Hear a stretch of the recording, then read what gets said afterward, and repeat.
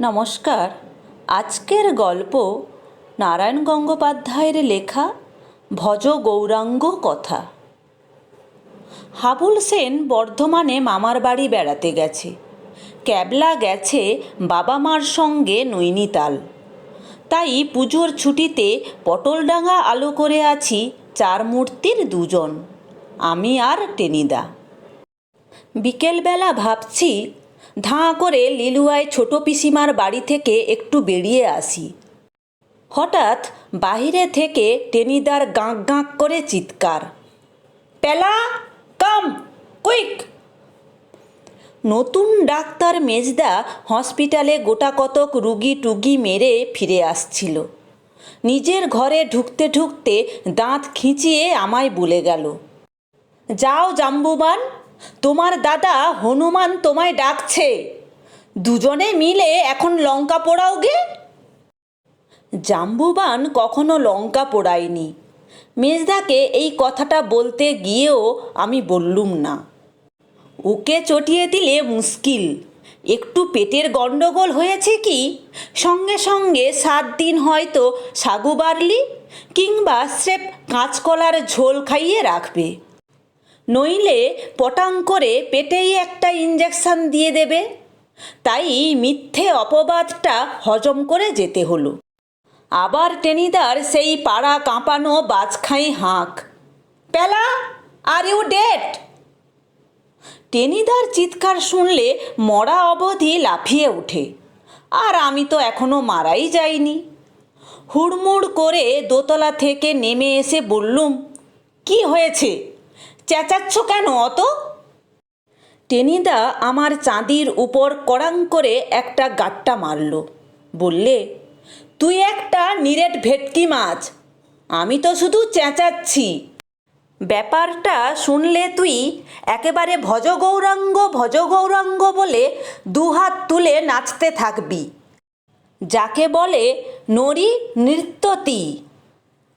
কাণ্ডটা দেখো একবার। টেনিদা সংস্কৃত আওড়াচ্ছে। পণ্ডিত মশাই একবার ওকে গৌ শব্দরূপ জিজ্ঞেস করাই বলেছিল, গৌ, গৌবু, গৌবর। শুনে পণ্ডিত মশাই চেয়ার থেকে উল্টে পড়ে যেতে যেতে সামলে গিয়েছিলেন, আর ওকে বলেছিলেন, কি বলেছিলেন সেটা নাই বা শুনলে। কিন্তু সংস্কৃত যখন বলছে তখন ব্যাপারটা নিশ্চয়ই সাংঘাতিক। বললুম, খামোকা আমি নাচবো কেন, আর যদিই বা নাচি ভজ গৌরাঙ্গ বলবো কেন? তোমার নাম ধরে ভজহরি বলেও তো নাচতে পারি। তোমরা তো জানোই টেনিদার পোশাকি নাম ভজহরি মুখুজ্জে। টেনিদা আমার নাকের সামনে বুড়ো আঙুল নাচিয়ে বললে, ভজহরি বলে নাচলে কচু পোড়া পাবি। আরে আজ সন্ধ্যের পর ভজ গৌরাঙ্গ বাবু যে মাংস পোলাও খাওয়াচ্ছেন তোকে আর আমাকে। শুনে খানিকক্ষণ আমি হাঁ করে থাকলুম। কে খাওয়াচ্ছে বললে? ভজ গৌরাঙ্গ বাবু। আমার হাঁটা আরও বড় হলো। ভালো করে বলো, বুঝতে পারছি না। বলেই বুঝতে পারলুম কি ভুলটাই করেছি। টেনিদা সঙ্গে সঙ্গে আমার কানের কাছে মুখ এনে ভজ গৌরাঙ্গ বলে এমন একখানা হাঁক ছাড়ল যে আমি আঁতকে 3 হাত লাফিয়ে উঠলুম। কান কনকন করতে লাগলো, মাথা বনবন করে উঠল। টেনিদা হিড় হিড় করে টানতে টানতে আমাকে চাটুজ্যেদের রোয়াকে নিয়ে এলো। বললে, শুনে যে তোর মুচ্ছ যাওয়ার জো হলো দেখছি, বিশ্বাস হচ্ছে না বুঝি? বাঁ দিকের কানটা চেপে ধরে আমি বললুম, ভজ গৌরাঙ্গ আমাদের মাংস পোলাও খাওয়াবে? আলবাত, তোকে আর আমাকে। ভজ গৌরাঙ্গ সমাদ্দার? নির্ঘাত। বলে কি টেনিদা, পাগল হয়ে গেছে না পেট খারাপ হয়েছে? ভজ গৌরাঙ্গ বাবুর মতো কৃপণ সারা কলকাতায় আর দুজন নেই, একাই থাকেন। ওর ছেলে রামগোবিন্দ চাকরি পেয়েই নিজের মাকে নিয়ে কেষ্টনগরে চলে গেছে, মানে পালিয়ে বেঁচেছে। ভজগৌরাঙ্গ পাটের দালালি করছেন আর টাকা জমাচ্ছেন। বাড়ির সামনে ভিক্ষুক এলে লাঠি নিয়ে তাড়া করেন। একবার গোটা কয়েক ডেঁয়ো পিঁপড়ে ওর একটুখানি চিনি খেয়ে ফেলেছিল। ভদ্রলোক পিঁপড়েগুলোকে ধরে একটা শিশিতে পুরে রাখলেন আর পরপর 3 দিন সেই পিঁপড়ে দিয়ে চা করে খেলেন। সেই ভজগৌরাঙ্গ পোলাও মাংস খাওয়াবেন আমাকে আর টেনিদাকে। মাথা খারাপ হলেও এ কথা লোকে ভাবতে পারে না। টেনিদার পেটই খারাপ হয়েছে। টেনিদা বললে, অমন সিঙ্গাড়ার মতো মুখ করে ছাগলের মতো তাকিয়ে আছিস যে? তাহলে সব খুলে বলি, শোন। কাল শেষ রাত্রিরে ছোটো কাকা সরকারি কাজে এরোপ্লেনে চেপে সিঙ্গাপুরে গেছে। আমি দমদমে ছোটো কাকাকে তুলে দিয়ে যখন ট্যাক্সি করে বাড়ি ফিরছি, তখন রাত 4টে। গলির মধ্যে ঢুকেই দেখি যে এক যাচ্ছে তাই ব্যাপার। একটা লোক ল্যাম্পপোস্টের উপর ঝুলছে আর নিচ থেকে একজন পাহারাওয়ালা উতারো উতারো বলে তার ঠ্যাং ধরে টানছে। এগিয়ে এসে দেখি ল্যাম্পপোস্ট ধরে যে লোকটা ঝুলছে সে আর কেউ নয়, ভজগৌরাঙ্গ বাবু। বলো কি, ভজগৌরাঙ্গ বাবু? তা শেষ রাত্রিরে ল্যাম্পপোস্ট ধরে ঝুলতে গেল কেন? আরে সেইটাই তো গণ্ডগোল। পাহারাওয়ালা তো এক হ্যাঁচকা টানে ভজগৌরাঙ্গকে চাল কুমড়োর মতো ধপাত করে নামিয়ে নিলে। তারপর বলে, তুম ইলেকট্রিকের তার চুরি করতা হ্যাঁ, চলো থানা মে। আর ভজগৌরাঙ্গ হাউ মাউ করতে থাকে। আমি শেষ রাত্রে বৈঠকে বৈঠকে হিসাব লিখতা থা। একঠো কাগজ উড়কে लैम्पपोस्ट के ऊपर गए लटके गया। সেইঠো পারতে গিয়া পাহারাওয়ালা তা বিশ্বাস করবে কেন? খালি বলে, তুম চোর হ্যাঁ, চলো থানা মে। আমাকে দেখেই ভজগৌরাঙ্গ বাবুর সে কি কান্না। বলে, বাবা টেনি, আমায় বাঁচাও। এই বুড়ো বয়সে চোর বলে ধরে নিয়ে গেলে আমি আর বাঁচব না। যাই হোক, আমি পাহারাওয়ালাকে অনেক বোঝালুম। বললুম, এ দারোগা সাহেব, এ লোক अच्छा आदमी, चोरी नहीं करता, छोड़ दीजिए दारोगा साहेब। দারোগা সাহেব বলাতে লোকটা একটু ভিজল। খানিকটা খৈনি টৈনি খেয়ে ভজগৌরাঙ্গ বাবুর টিকিতে একটা টান দিয়ে বলল, আচ্ছা आज छोड़ देता, फिर यदि तुम लैम्प पोस्टे उठेगा तो तुमको फांसी दे देगा। বলে চলে গেল। তখন ভজগৌরাঙ্গ আমার হাত জড়িয়ে ধরলেন। বললে, বাবা টেনি, তুমি আমায় ধনে প্রাণে বাঁচিয়েছ। এ কথা কাউকে বলো না, তাহলে পাড়ায় মুখ দেখাতে পারবো না। তোমাকে আমি 4টে পয়সা দিচ্ছি, ডালমুট খেও। আমি বললুম, অত সস্তায় হবে না স্যার।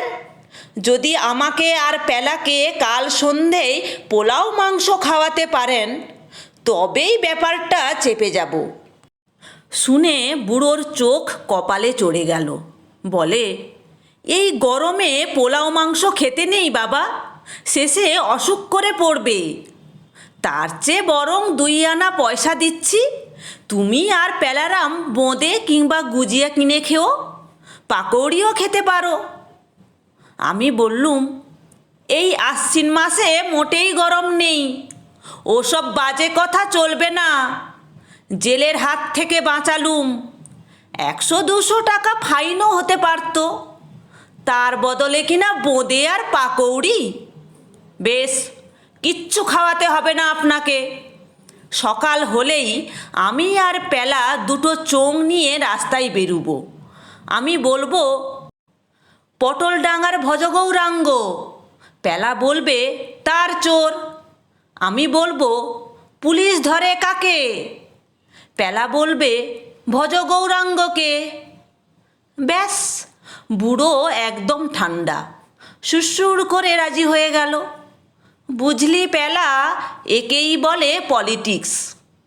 তাহলে আজ সন্ধেয় আমরা পোলাও কালিয়া খাচ্ছি ভজ গৌরাঙ্গের বাড়িতে? নিশ্চয়ই, ঠেকাচ্ছে কে? এবারে সত্যি সত্যি আমি নেচে উঠলুম, চেঁচিয়ে বললুম, ডিলা গ্র্যান্ডি মেফিস্টোফিলিস। টেনিদা বলল, ইয়াক ইয়াক। সন্ধ্যের পরে ভজ গৌরাঙ্গের বাড়ি গিয়ে তো সমানে কড়া নাড়ছি দুজনে। পুরো 15 মিনিট কড়া নাড়বার পরেও কোনো সাড়া শব্দ নেই। বুড়ো চুপ করে ঘাপটি মেরে বসে আছে ভেতরে। সারা রাত কড়া নাড়লেও দরজা খুলবে বলে মনে হলো না। আমি বললুম, হলো তো, খাও এখন পোলাও কালিয়া। পিঁপড়ে দিয়ে ও চা খায়, ওর কথায় তুমি বিশ্বাস করলে? টেনিদা খেপে গেল। খাড়া নাকটাকে গন্ডারের মতো উঁচু করে বললে, দরজা খুলবে না? দাঁড়া, খোলাচ্ছি। আমি বলছি ভজ গৌরাঙ্গ, তুই সঙ্গে সঙ্গে বলবি, মনে আছে? হাঁক পাড়ো। টেনিদা যেই আকাশ ফাটা চিৎকার তুলেছে, ভজ গৌরাঙ্গ, আর আমি কাঁসরের মতো ক্যানক্যানে গলায় জবাব দিয়েছি, তার চোর। অমনি চিচিং ফাঁক, ক্যাচ, দরজা খুলে গেল। এক মুখ কাঁচা পাকা দাঁড়ি নিয়ে ভজ গৌরাঙ্গ বেরিয়ে এলেন শুট করে। আহা, করছো কি? চুপ চুপ। চুপ? চুপ মানে? আধ ঘন্টা ধরে কড়া নাড়ছি, কোনো সাড়াই নেই। ভেবেছেন কি আপনি? পেলা, এগেইন। ভজ গৌরাঙ্গ তাড়াতাড়ি বললেন, না না না, এগেইন নয়। আহা, বড় কষ্ট হয়েছে তোমাদের। আমি কড়ার আওয়াজ শুনতেই পাইনি, মানে এই পেট ব্যথা করছিল কি না, তাই একটু ঘুমিয়ে পড়েছিলুম। এসো এসো, ভেতরে এসো। বারান্দায় একটা ছেঁড়া মাদুর পাতা, তার এক পাশে কতগুলো হিসেবের কাগজপত্র। একটা লণ্ঠন মিটমিট করে জ্বলছে। বাড়িতে ইলেকট্রিকের লাইন নিয়ে পয়সা খরচ করবেন এমন পাত্রই নন ভজ গৌরাঙ্গ। কাগজপত্রগুলো সরিয়ে দিয়ে বললেন, বসো বাবা বসো, একটু জিরোও আগে। টেনিদা বলল, জিরোবার দরকার নেই, দোরগোড়ায় আধ ঘন্টা জিরিয়েছি আমরা। পোলাও কালিয়া কোথায় তাই বলুন। পোলাও কালিয়া? ভজ গৌরাঙ্গ খাবি খেলেন। পোলাও কালিয়া। টেনিদা বাঘাটে গলায় বললে, সেই রকমই কথা ছিল, কোথায় সে? ভজ গৌরাঙ্গ বললেন, এ হে, তাই তো, একেবারেই মনে ছিল না। মানে সারা দিন খুব পেটের ব্যথায় কষ্ট পাচ্ছিলুম কি না, সেই জন্যেই। তা তোমাদের বরং 4 আনা পয়সা দিচ্ছি। শিয়ালদায় পাঞ্জাবিদের দোকানে গিয়ে 2 আনার মাংস আর 2 আনার পুরি। আমি বললুম, 2 আনায় মাংস দেয় না, চিবুনও হাড় দিতে পারে 1 টুকরো। টেনিদা গর্জন করে বললে, চালাকি, ফাঁকি দেবার মতলব করছেন? জেল থেকে বাঁচিয়ে দিলুম, তার এই প্রতিদান? যাক, আমরা কিচ্ছু খেতে চাই না। চল পেলা, এক্ষুনি বেরিয়ে পড়ি চোঙা নিয়ে। আহা, চোঙা আবার কেন? ভজ গৌরাঙ্গ ব্যস্ত হয়ে উঠলেন। চোঙা টোঙা খুব খারাপ জিনিস। ছি বাবা টেনি, চোঙা নিয়ে চেঁচাতে নেই, ওতে লোকের শান্তি ভঙ্গ হয়। সে আমরা বুঝব। আমরা চোঙা ফুঁকে আপনাকে শিঙে ফুঁকিয়ে ছাড়ব। পেলা, চলে আয়। আহা, থামো থামো। ভজ গৌরাঙ্গ টেনিদার হাত চেপে ধরলেন। তারপর ডিম ভাজার মতো করুণ মুখ করে মিহিদানার মতো মিহি গলায় বললেন, নিতান্তই যদি খাবে তাহলে আমার খাবারটাই খেয়ে নাও। আমি নয় আজ রাতে এক গ্লাস জল খেয়েই শুয়ে পড়ব। বলেই ভজগৌরাঙ্গের দীর্ঘশ্বাস পড়ল। আপনার খাবারটা কি? আমার সন্দেহ হলো। ভালো মাছ আছে আজকে, পুঁটি মাছ ভাজা, সেই সঙ্গে পান্তা ভাত। 10 দিন পরে 2 গন্ডা পয়সা দিয়ে একটুখানিক মাছ এনেছিলুম আশা করে, কিন্তু কপালে না থাকলে। আবার বুক ভাঙা দীর্ঘশ্বাস ভজগৌরাঙ্গের।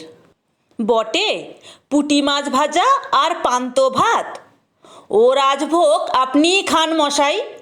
বেলা, চোঙা দুটো রেডি আছে তো? চল বেরিয়ে পড়ি। ভজগৌরাঙ্গ কাউঁ কাউঁ করে কি বলতে যাচ্ছিলেন, হঠাৎ খটখট করে বাজের মতো বেজে উঠল দরজার কড়া।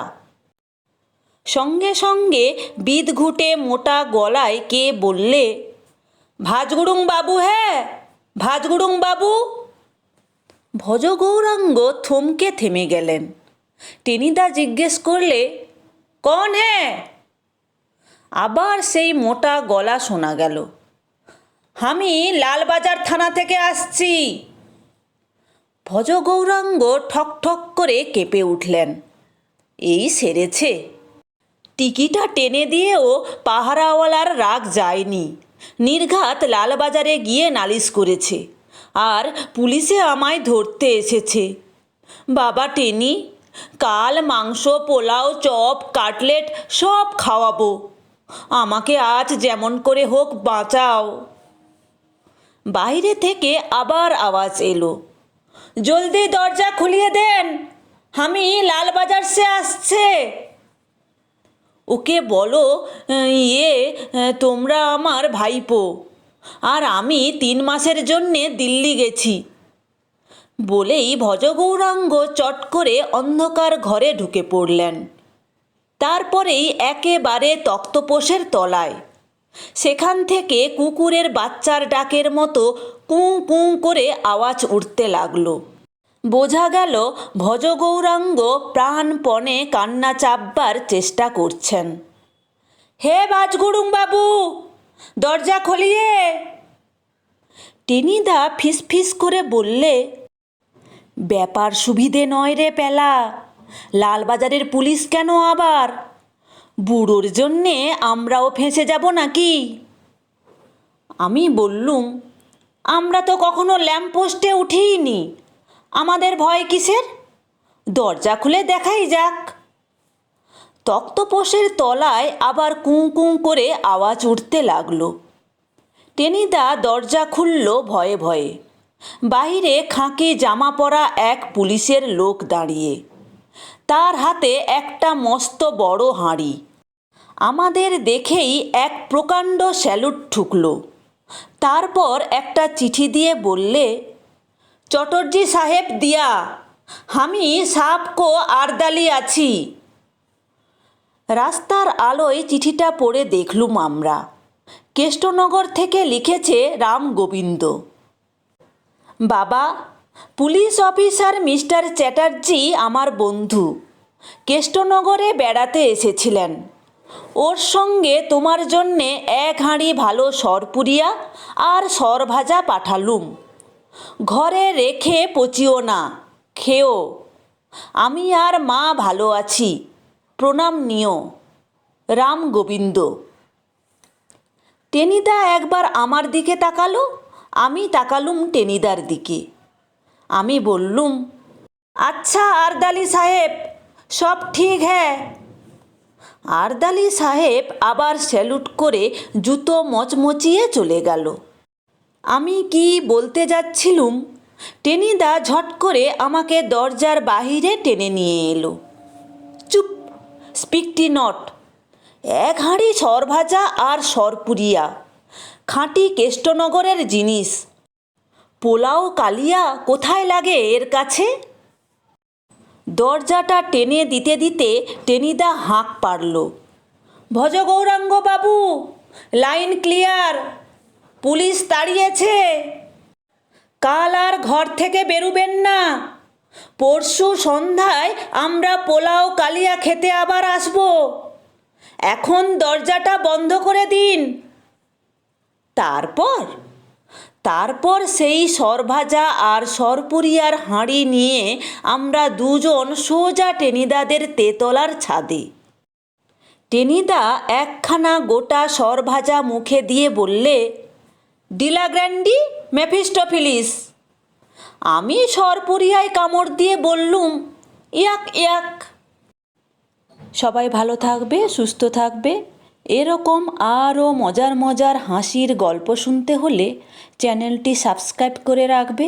ভালো লাগলে লাইক, কমেন্ট এবং শেয়ার করো।